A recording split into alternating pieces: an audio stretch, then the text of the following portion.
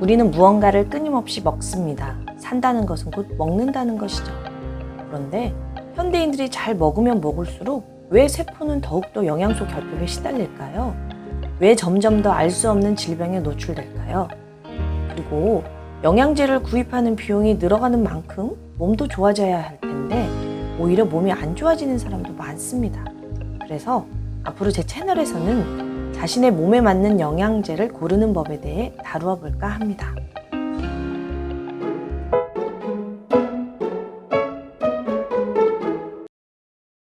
비만이 질병의 시대가 되었습니다. 그런데 비만 인구가 늘어날수록 통풍 환자도 같이 늘어나고 있습니다. 도대체 비만과 통풍은 무슨 관계일까요? 왜 똑같이 먹었는데도 어떤 사람은 살이 찌고 어떤 사람은 살이 찌지 않는 걸까요? 참 억울하기도 하고 신기하기도 한 일이죠. 저 역시 대한민국의 평범한 아줌마로서 몸이 너무 정직해요. 그래서 먹으면 먹는 대로 또르륵 살이 찌는 타입이랍니다. 현대에 와서 비만의 주범이 지방이 아니라 탄수화물인 것이 밝혀졌는데요. 왜냐하면 살이 찐다는 것은 탄수화물이 지방으로 전환된다는 것을 의미하기 때문이죠. 그렇다면 살이 안 찌려면 탄수화물이 지방으로 전환되는 것을 막으면 되겠네요. 그렇죠? 그렇다면 도대체 무엇이 탄수화물을 지방으로 전환시킨단 말인가? 이것을 알아야겠군요. 그렇죠? 그것은 바로 인슐린입니다. 인슐린이 없으면 탄수화물이 지방으로 전환되지 못합니다. 인슐린은 포도당을 근육세포 속으로 집어넣고요. 남는 것은 지방으로 전환시키는 우리에게 너무나 중요한 호르몬인데요. 문제는 우리가 너무 많이 먹을 때 생기는 거죠.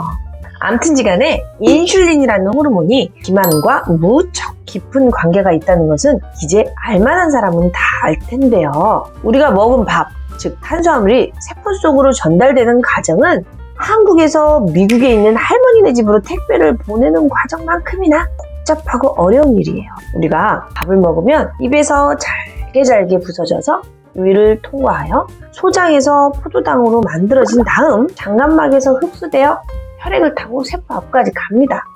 여기까지도 무척 긴 여정이죠. 자, 여기까지 성공했다 하더라도 인슐린이 있어야 세포의 문이 열려서 세포 속으로 들어갑니다. 세포 속으로 들어간다고 해서 또 끝나는 게 아니에요. 세포 안에서 또 할 일이 어마무시하게 많거든요.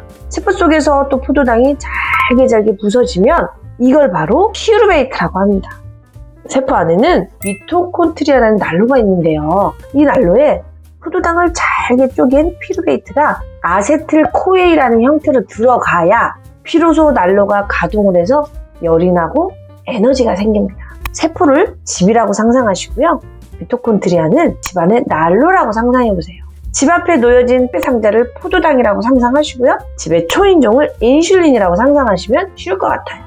건강한 사람은 난로가 꺼지지 않고 돌아갑니다. 건강하지 않은 사람은 난로는 꺼지고 땔감은 쌓여갑니다. 몸으로 생각하면 기운은 없는데 살은 찌는 상황인 거죠. 그러니까 뇌는 에너지가 부족하다고 생각하고 자꾸 또 먹으라고 식욕을 부추겨요. 그래서 악순환이 반복이 됩니다. 자, 이럴 때 포도당이 지방으로 전환되는 과정을 막아준다면 에너지는 잘 만들어지고 살은 덜 찌겠죠? 그리고 뇌는 에너지가 잘 만들어지니까 굳이 먹으라는 신호를 보내지 않을 테니 탐에서 자유로울 거예요. 포도당이 지방으로 전환될 때 필요한 효소가 있어요. 바로 ACL, ATP 시트레이트 라제입니다.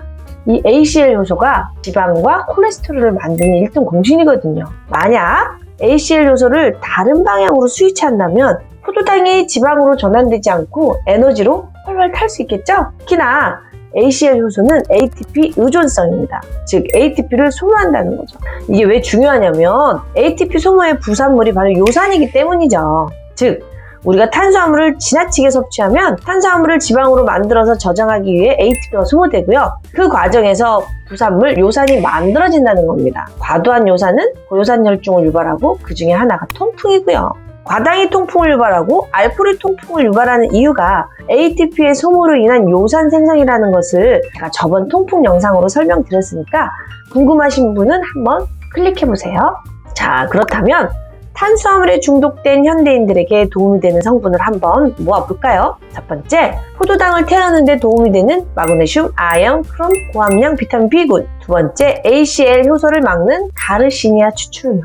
세 번째, 지방을 운반하는 카르니틴. 네 번째, 인슐린 저항성을 개선해주는 코르솔산. 자, 이런 것들의 도움을 받는다면 비만, 통풍, 당뇨, 만성 피로 등에서 벗어나는데 좀 쉽겠죠? 그럼 저는 다음 시간에 더 좋은 내용으로 찾아뵐게요. 구독, 좋아요는 사랑입니다. 몸에서 일어나는 일은 다 이유가 있습니다. 몸이 보내는 신호를 알아차리고 몸과 마음의 균형을 찾아주면 건강은 자연스럽게 회복됩니다. 약을 너무 두려워하면서 쓰지 않는 것도 바람직하지 않고요. 약을 너무 맹신하며 의존하는 것도 바람직하지 않아요. 약을 꼭 필요할 때 적절히 활용하여 여러분들이 더욱더 행복하고 건강하고 평화로워지기를 기원합니다. 우리는 모두 연결되어 있습니다. 당신이 있기에 제가 있습니다. 사랑합니다. 잊지 마세요. 우리는 원래 하나입니다.